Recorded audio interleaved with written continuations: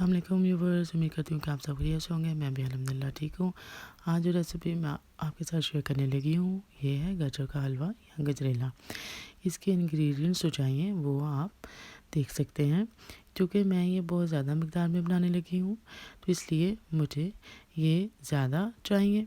इनके कुछ चीज़ें मैं ज़्यादा मिक़दार में यूज़ करूँगी, कुछ में कम। सबसे पहले हम गाजर को क्रश कर लेंगे और इसको एक पतीली में डाल लेंगे ताकि इसका जो अपना पानी है ना वो थोड़ा खुश्क हो जाए। हाँ जी, गाजर जो मैंने ली है ये मैंने ली है 7 केजी।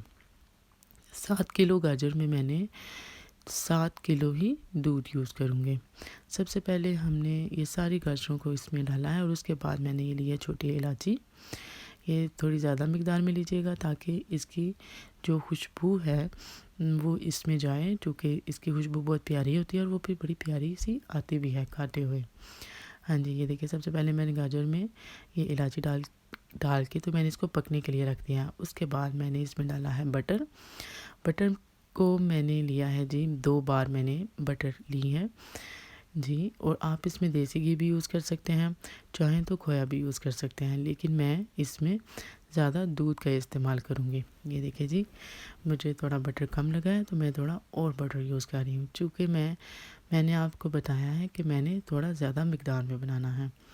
आप लोग अपनी मर्ज़ी से इसको ज़्यादा या कम मिक़दार में भी बना सकते हैं। हाँ जी, अब देखिए जी, गाजर हमारी थोड़ी गल गई है। अब हम इसमें दूध ऐड करेंगे और उसका पानी भी खुश्क हो गया गाजरों का थोड़ा सा। ये देखिए जी, अब मैंने इसमें दूध ऐड किया। ये मैंने लिया है होल मिल्क, ये फुल क्रीम मिल्क है जिसमें से क्रीम नहीं निकली हुई। और ये मैंने 7 किलो गाजर लिया तो मैंने 7 किलो ही दूध इसमें यूज़ किया है, क्योंकि मैं खोया नहीं इस्तेमाल कर रही। मैं इसको दूध में ही पकाऊंगी। वो इसलिए कि खोया अगर ज़्यादा मिक़दार में डाला जाए तो वो बहुत ज़्यादा हैवी हो जाता है, इसलिए मैंने खोया नहीं यूज़ किया, मैंने दूध ही यूज़ किया है। और साथ में मैं इसमें ज़्यादा ऑयल भी यूज़ नहीं करूँगी, क्योंकि थोड़ा मुझे ये होता है कि चीज़ें खाएं ज़रूर लेकिन थोड़ी हेल्दी खाएं।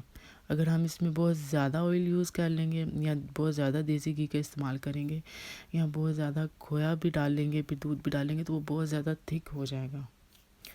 ये देखिए, अब मैंने इसको खुले बर्तन में डाला है ताकि ये जल्दी से इसका दूध खुश्क हो जाए। ये देखिए, इसको बॉयल आ रहा है, ये पक रहा है अब अच्छी तरह, लेकिन साथ साथ आपने इसमें चम्मच भी हिलाते जाना है ताकि कहीं ये नीचे ना लग जाए।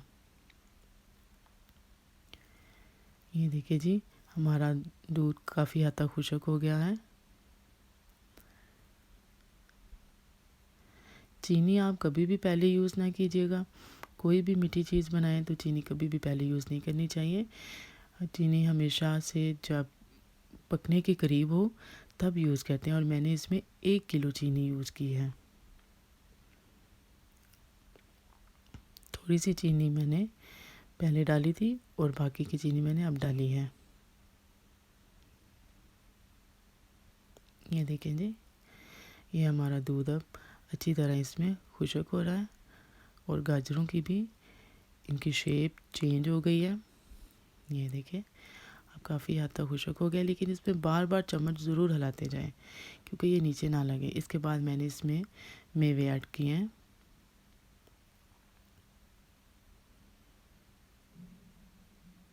ये देखिए, इसको अच्छी तरह हिलाते जाएंगे तो दूध साथ साथ खुश्क होता जाएगा।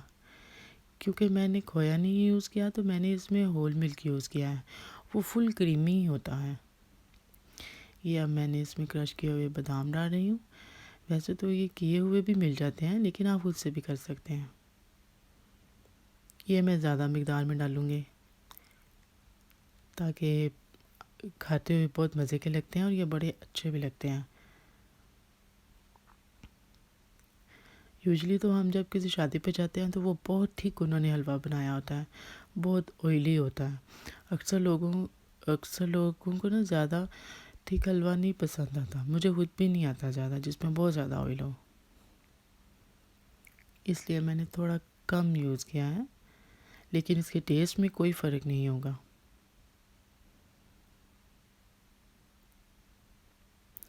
ये देखें जी, ये अब हमारा कंप्लीट होने वाला है। बिल्कुल ये खुशक हो गया है और ये बिल्कुल पकने के करीब है। आइए अब मैं आपको इनकी इसकी फ़ाइनल लुक दिखाती हूँ।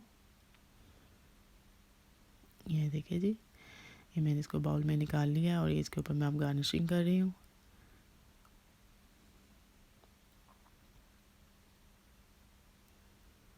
ये देखिए हमारा गाजर का हलवा रेडी हो गया। उम्मीद है कि आपको अच्छा लगा होगा। मुझे ज़रूर बताइएगा। इंशाल्लाह फिर नई रेसिपी के साथ फिर दोबारा मुलाकात होगी। ओके जी, बहुत हेल्दी है, बहुत मज़े का है। कि अल्लाह हाफिज़।